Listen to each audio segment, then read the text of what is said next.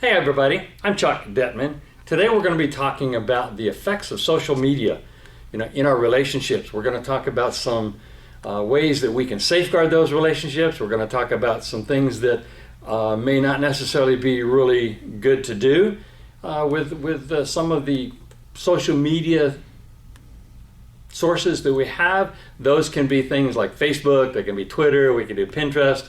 We even something we think is pretty innocent is our email accounts. So let me just talk first about why this topic is important to us. And that is because with some of these social media things, we can have some anonymity. We don't realize that some of the stuff that we share as well is pretty inappropriate at times. We begin to get into some intimate conversations. And one thing that folks are most of us anyway, are unaware of is that once you put something out there, even though you think you've deleted it or you've removed it, it's there forever. And so that profile that you're now creating is there for the world to see. It's just something that everyone is going to be looking at. So, what are some of the top reasons why we do these social media events? Things like Facebook and email or whatever. That's because we have friends that are also participants in those. Some of our neighbors sometimes. It's a way to communicate and disseminate information quickly and to a mass amount of people sometimes. Maybe these are folks that we've worked with in the past, or maybe there's folks that we know of from childhood or from other relationships, things like that. So those are some of the reasons why we do what we do with social media. What's the Bible say? The Bible says, real plain and simple, in 1 Corinthians 15:33, it says, don't be misled, because bad company corrupts good character. And the Song of Psalms in verse 2:15 says, catch for us the foxes, the little foxes that ruin the vineyards, our vineyards that are in a bloom.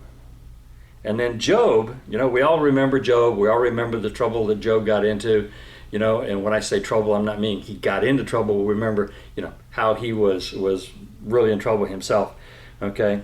Job 1:8-9, it says, then the Lord said to Satan, have you considered my servant Job? Is there no one on earth like him? He's blameless and upright, and a man who fears God and shuns evil. Does Job fear God for nothing? Have you not put a hedge around him and his household and everything he has? So we see there that we can be and we are protected very much so with some of the things that we can do if we do it in a proper context. Okay, but what are some of the other common things that we have and that we sometimes don't even realize, some things that affect us as we're using these? It's things like viruses. Viruses can be attached in some of those areas within social media with us. There's certain tools that we use all the time with the social media sites. But that also gives attackers, sometimes if we don't have the right security built in, that'll give the attackers, or the hackers as we call them, that gives them an opportunity to come in and either hack the accounts. And I've had my Twitter account, for my ministry. It was hacked about 1.5 years ago, and some of the stuff that was being spread out there was not good at all. And so we had to, fortunately the Twitter folks were able to take that and remove it and get it taken care of. But now we've got the proper tools there so that the hackers can't get in with that and do that. There's some other social engineering attacks that can happen. So, like I say, there's viruses, things like that. Something we don't think of very often, and that's identity theft. We can be subject to identity theft very, very easily with some of the information that we post in a profile on any of these social media accounts. And then there's some of the third-party applications like the games possibly, or like some of the apps that we might use. Some of those can also be infected or be attacked. And so what happens is when we use those things now become, have an effect on our computers and on our phones and on our other pieces of hardware that we use. So it doesn't matter whether we're using those things for business or whether we're using them for home. What we're trying to suggest here now is to make sure that we do these with a sense of security. Use of social media is not a bad thing. It's a good thing. It can be used properly with the personal safety elements placed in there, with the proper firewalls and the proper antivirus tools and things like that. We can use social media very safely and correctly. What I'd like to do is I'd like to introduce to you a couple that has used these different elements of social media throughout the time that it's been available. They use it in their marriage, but at the same time they're going to share with you some of the things that they do, again, to protect their relationship. We've talked a little bit about protecting our hardware and protecting our accounts. Now they're going to share with you about their relationship and how they've dealt with that. I want to introduce to you Ken and Denise Gordon. So Ken, Denise, the show is yours. Hi, I'm Kenneth Gordon, and this is my wife, Denise Gordon. We've been married for 16 years, so this whole social media stuff started, after we were already married. But we gradually got into it more and more. I primarily just use email for my personal and business purposes, and my wife to tell the people what different social media you do. She does quite a bit because she does blogging and stuff like that. I stayed away from Facebook for quite a while until about 2008, when a bunch of Christian homeschool mom friends of mine were all on it, and I thought, well, if they're doing it, it must be safe. So I delved into it, and it was fine. It was like, oh, there's a whole party happening here that I wasn't a part of. But it took him a while to warm up to the idea of Facebook, and we created him an account like a year later. I do Pinterest, Instagram, Twitter. We do LinkedIn for his business purposes, and also email. But I have a a food blog, so I'm constantly on the social media for that purpose. Yeah, and when it first got started, she was more attuned to it than I was. And I remember shortly after, she signed me up for Facebook, and I remember I had like the big adrenaline rush. Oh, this is wonderful, this is awesome. And then I would think it was about a year later, I ended up, thank goodness my wife was monitoring, because the accountability's there. But you end up with people that you hadn't seen in years, like from high school and stuff like that. You end up with people from high school and stuff like that starting to contact you. Hey, friend me, this, that, and the other thing. And we had some friends, I forget what their names were, but they moved out of town. They had a policy of not going on it. They were very anti-Facebook, and I remember my wife and I were kind of like laughing about it. But after these instances with people, a couple girls contacted me like from high school, and my wife was like, oh, who's this? And I was like, oh, and I was curious. I have to admit I was curious, but enough eyebrows were raised. I put the shoe on the other foot. How would I feel if my wife had some, boys or something like that contacting her? So we kind of made it a policy that we wouldn't friend anybody of the opposite sex as one of our early implementations of having some kind of accountability on the social media aspect of things. And my wife has my passwords for my email, and I wake up in the morning and I can see her on my phone looking at my email. And that's kind of another unspoken thing that we have, is that at first it's kind of an infringement on your privacy. Hey, that's mine. But really, if you liken it to a thief coming in the window, what man would not protect his family from a thief coming in the window?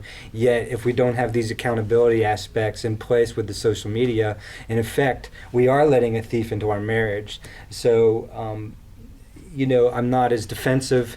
I let down my guard, put away the pride, because who knows, some of the aspects of the accountability that we have each other's passwords for our emails. She checks things more often than I do, but I need to be on top of it. But it's fostered trust. Go ahead. I'm sorry. I didn't mean to carry on. Anyway, I just want to say there's not many times he wakes up and sees me checking his email. It's usually when he's like, want me to check out his work email to see what's going on at the office or what have you, because I have full trust and faith, because we have these policies in place. We don't really worry about what's going on there, because it's an open book. It's an open book. It's an open book policy. And with the social media in general, we kind of feel like, and this is what we're teaching our kids as well, as they're starting to get Instagram accounts, is that if you wouldn't say it in a room in front of other people, and two friends, then it's not something you should be sharing anyway. Because what you put out there on Facebook or on Instagram, it's going to follow you. It's part of who, it's revealing your character and part of who you are. So you're not going to want to have any kind of conversations that you would be ashamed of or embarrassed of or what have you. So that's how, we've been married for 16 years. There hasn't been any big issues, but in large part I attribute that to our open book policy with regards to each other's social media. Right. We have the friends that moved away. They're still not on Facebook, and I get what they mean because I understand there's a lot of people that friend people from their past, but that was right off the bat when we joined up to Facebook. We were like, well, we're not going there. We didn't want to have any of that to worry about. Yeah, and it's easier doing a video like this than doing a video on Jerry Springer. So thank you. Thank you, Ken and Denise. That was a really great description of how to put in some safeguards within the social media and what you do for the internet and some of those other social media sites to protect your relationship. There's a couple of other things that we'd like to share with you as a married couple or even as a couple that's engaged. And that is, be careful of that personal information that you're sharing. You probably all want to do that even if you're not married. You probably want to be careful about that because that information is there, like I mentioned earlier, it's there forever and can be used by employers to look up. It can be used by ministry partners. There's a lot of people that will have access to that. Even though we think sometimes we've deleted that information, as I mentioned earlier, it's still there forever. The other thing is be careful about your thoughts.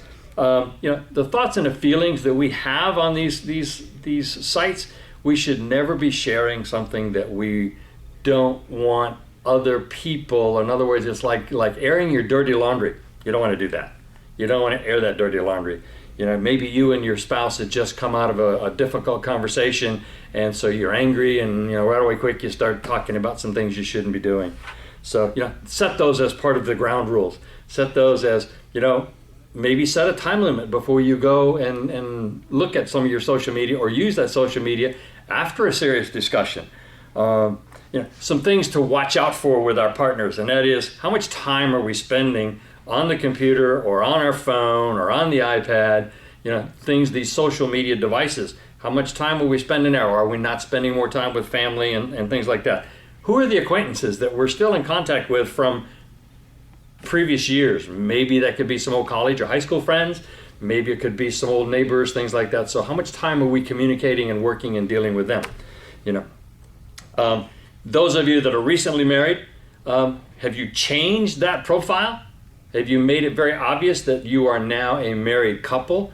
Have you made it very obvious to those folks that you may have previously communicated with is that, okay, we're married now. And so, we do have some very, very definite boundaries that we do in our relationship. But at the other time, what we want you to do is we want you to compliment your partner.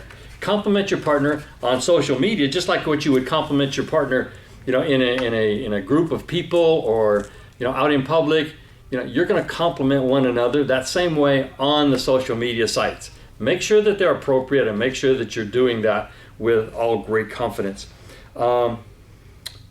Discussing with others what you wouldn't discuss with your spouse, well then you shouldn't be discussing those with the other people. If you don't want to discuss it with your spouse, then you should not be discussing it. Even if this is a business acquaintance or somebody in business that you're with, discussing, you would not want to do that.